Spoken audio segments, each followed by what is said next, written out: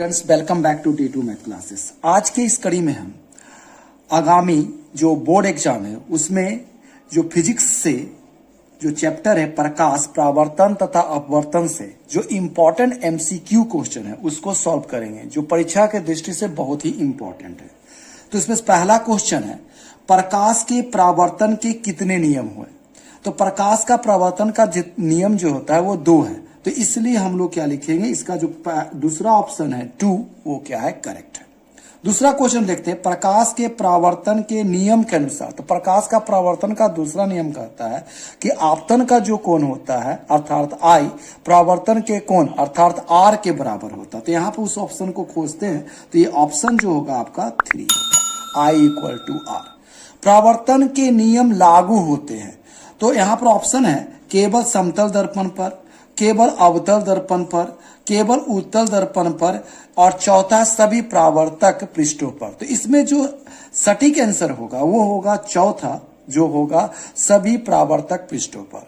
अब अगला चौथा क्वेश्चन उसको देखते हैं, समतल दर्पण में बना प्रतिबिंब हमेशा होता है। तो समतल दर्पण में जो हम प्रतिबिंब बनता है वो हमेशा आभासी, सीधा और वस्तु के बराबर होता है। जब आभासी प्रतिबिंब बनेगा तो हमेशा कहाँ बनेगा, दर्पण के आगे ना बनकर दर्पण के क्या बनेगा, पीछे बनेगा। तो इसमें जो ऑप्शन अगर हम देखें तो ये दूसरा जो है वो एकदम करेक्ट है, दर्पण के पीछे। अब अगला क्वेश्चन 5वां देखते हैं, ठीक है। तो एक लड़का समतल दर्पण के सामने 100 सेंटीमीटर की दूरी पर खड़ा है और लड़के और प्रतिबिंब के बीच की दूरी होगी। ये बहुत ही इंपॉर्टेंट क्वेश्चन अक्सर पूछते। तो मान लीजिए समतल दर्पण, तो समतल दर्पण के सामने अगर कोई बच्चा खड़ा हो जाए तो इसका प्रतिबिंब दर्पण के पीछे उतनी ही दूरी पर बनेगा। तो अगर ये दर्पण के सामने 100 सेंटीमीटर की दूरी पर खड़ा है तो दर्पण के पीछे प्रतिबिंब भी क्या बनेगा, 100 सेंटीमीटर की दूरी पर बनेगा। तो लड़का और प्रतिबिंब के बीच की दूरी क्या होगा, ये 100 और 100 मिलके क्या हो जाएगा, 200। तो इसका आंसर होगा तीसरा, 200 सेंटीमीटर। अब इसका छठा क्वेश्चन देखिए, गोलीय दर्पण जिसका परावर्तक पृष्ठ अंदर की ओर वक्रित होता है, जैसे ये गोलीय दर्पण है ना, और जो परावर्तक पृष्ठ जो है अंदर की ओर वक्रित है, यानी जो परावर्तन कहां से होगा, अंदर वाले भाग से होगा, इसका बाहरी भाग रंजित है।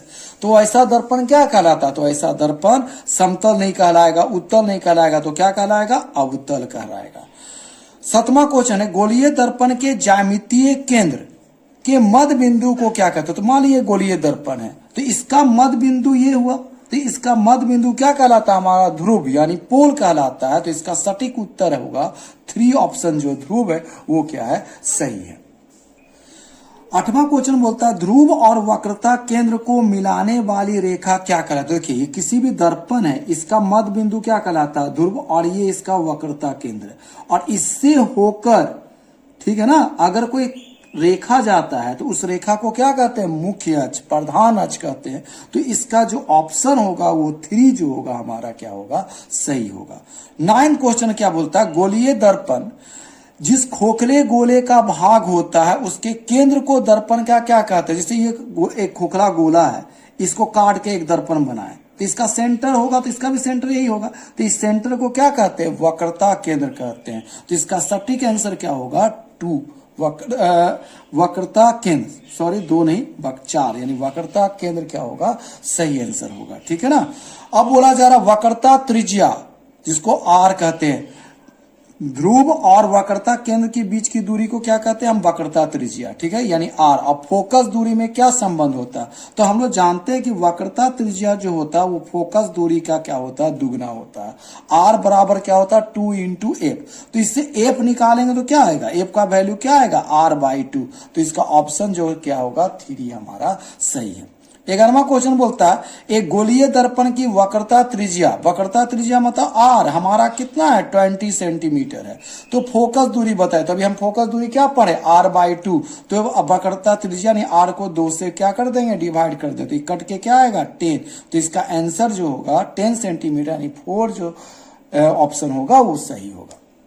इसका 12वां क्वेश्चन बोलता है, एक वस्तु अवतल दर्पण के वक्रता केंद्र पर रखी है और वस्तु के प्रतिबिंब की दूरी दर्पण के ध्रुव से होगी। देखिए कोई वस्तु को अगर अवतल दर्पण के सामने, ठीक है ना, अगर हम वक्रता केंद्र पर रखें यानी C जिसको 2F भी कहते हैं, तो क्या होगा, यहां पर रखेंगे तो इसका प्रतिबिंब भी सी के नीचे ही बनता है, यानी एकदम सेम दूरी पर सेम साइज का बनता है, ठीक है ना। तो अगर हम इस ध्रुव से इस प्रतिबिंब, ये जो प्रतिबिंब का दूरी लेंगे तो वो कितने के बराबर होगा, क्योंकि वक्रता दूरी पर रख रहे हैं, है ना। तो यानी वक्रता त्रिज्या यानी 2f पर रख रहे हैं, तो इसका प्रतिबिंब ही कहां बनेगा, 2f पर बनेगा। इसलिए इसका आंसर क्या होगा, 2f के बराबर होगा। यही है कि जब किसी वस्तु को अवतल दर्पण के सामने अगर हम वक्रता केंद्र पर रखेंगे तो उसका प्रतिबिंब वक्रता केंद्र पर ही वस्तु के बराबर और वास्तविक बनता है, इसलिए इसका आंसर होगा 2f के बराबर, ठीक है। किस गोलीय दर्पण का फोकस वास्तविक होता है, तो गोलीय दर्पण का फोकस वास्तविक किसका होता है, सिर्फ अवतल दर्पण का होता है। उत्तल दर्पण का क्या होता है, वास्तविक नहीं होता, आभासी होता। तो इसलिए इसका ऑप्शन क्या होगा, 1 क्या होगा, सही होगा। अवतल दर्पण में वस्तु और उसके बने हुए वास्तविक प्रतिबिंब के बीच की न्यूनतम दूरी क्या होता है। तो अभी जो क्वेश्चन नंबर 12 सोल्व किए तो क्या कहे थे कि अवतल दर्पण के सामने अगर किसी वस्तु को 2f पर रखे तो उसका प्रतिबिंब भी कहां बनता है, 2f पर बनता है और भी वास्तविक होता है, ठीक है ना। तो इन वस्तु और प्रतिबिंब के बीच की दूरी क्या है, मान लो यहां से 2 सेंटीमीटर, ये भी 2 सेंटीमीटर, तो 2 को 2 से माइनस करेंगे तो क्या आएगा, 0। इसलिए इसका आंसर क्या होगा, 1 शून्य होगा। बहुत ही इंपॉर्टेंट क्वेश्चन है, इसे दिमाग से बनाना है, ठीक है। क्वेश्चन नंबर 15 क्या बोलता है, अवतल दर्पण में वस्तु का प्रतिबिंब होता है। तो अवतल दर्पण 2 तरह का प्रतिबिंब बनाता है। जब हम उसको f या f से परे रखेंगे तो वो हमेशा वास्तविक प्रतिबिंब देगा, और f और p यानी ध्रुव के बीच रखते तो वो सिर्फ क्या देता है, एक बार क्या देता है, आभासी प्रतिबिंब देता है। यानी दोनों प्रतिबिंब दे रहा है, तो इसलिए ना इसका आभासी प्रतिबिंब भी सही नहीं है, वास्तविक भी नहीं है, दोनों प्रकार का प्रतिबिंब देता है। इसलिए 1 और 2 दोनों ही ऑप्शन सही हो, इसलिए इसका आंसर क्या होगा, 3 सही होगा। अब इसका 16वां क्वेश्चन देखिए, किस दर्पण का दृष्टि क्षेत्र विस्तृत होता है। विस्तृत मतलब क्या होता है, देखिए अगर हम उत्तल दर्पण ले, ठीक है ना, इसको रखे तो ये क्या हो रहा है, ये चारों तरफ से फैला, इससे प्रकाश चारों तरफ से इंटर कर सकता है, ठीक है ना। तो विस्तृत किसका होगा, आपका उत्तल दर्पण का होगा। अवतल दर्पण में एकदम छोटा हो, घेराबंदी हो गया, तो इससे केवल इसी के सामने से प्रकाश जा सकता है। उत्तल दर्पण में चारों तरफ, तो इसका उत्तर होगा उत्तल दर्पण, ठीक है ना। वाहनों के पश्च दृश्य दर्पण के रूप में, अग्रदीप के रूप में किस दर्पण का उपयोग किया जाता है। तो आपको क्या लिखना है, आपका अवतल दर्पण का उपयोग किया जाता है। इसको इसी प्रकार से पूछा जाता है, मोटर गाड़ी के हेडलाइट, ठीक है ना। ओ सॉरी, 17 क्वेश्चन में क्या था, वाहनों के पश्च दृश्य दर्पण मतलब हो गया ये साइड मिरर के रूप में, पश्च मतलब हो गया साइड मिरर के रूप में किस दर्पण का उपयोग किया जाता है। तो इसका उत्तर होगा उत्तल दर्पण। इसके गुण के कारण क्या होता है, दृष्टि क्षेत्र क्या होता है, विस्तृत होता है, ठीक है ना, पश्च दृष्टि बोला जा रहा है। और 18 में कि मोटर गाड़ी के हेडलाइट यानी अग्रदीप में किस दर्पण का उपयोग किया जाए। तो मोटर गाड़ी का जो हेडलाइट होता है इसमें इस टाइप से होता है, यहाँ पर फोकस पर क्या रखा जाता है, किसी के हेडलाइट के बल्ब को रखा जाता है, जिससे जो बल्ब का जितना भी रोशनी होता है वो परावर्तित होकर इसको समानांतर फोकस कर देता है। इसलिए मोटर गाड़ी के हेडलाइट में हम लोग आजकल किसका उपयोग करते हैं, अवतल दर्पण का उपयोग करते हैं, ठीक है। नेक्स्ट क्वेश्चन देखते हैं, सौर भट्टियों में यानी में किस दर्पण का उपयोग किया जाता है। तो सौर भट्टी हो, सोलर कुकर हो, उसमें आपका क्या होता है, अवतल दर्पण का क्या करते हैं हम लोग उपयोग करते हैं। 20 नंबर क्वेश्चन है, गोलीय दर्पण के ध्रुव से बाईं ओर मापी गई दूरी। देखिए अगर कोई भी गोलीय दर्पण है, ऐसे लिए प्रकाश को हम इधर लेफ्ट हैंड साइड से लेके चलते हैं, तो बाईं ओर जितना भी दूरी होता है, जैसे मैथ में पढ़ते हैं ना, तो बाईं ओर जिधर होता है सब नेगेटिव और दाईं ओर क्या होता है, पॉजिटिव। तो बाईं ओर ध्रुव से, ये ध्रुव है, ध्रुव से बाईं ओर जितना भी दूरी नापेंगे वो हमारा क्या होता है, निगेटिव होता है, ठीक है ना। नंबर लाइन सिस्टम के जैसा इसको याद कर लीजिए, एकदम हमेशा सॉल्व हो जाएगा, ठीक है।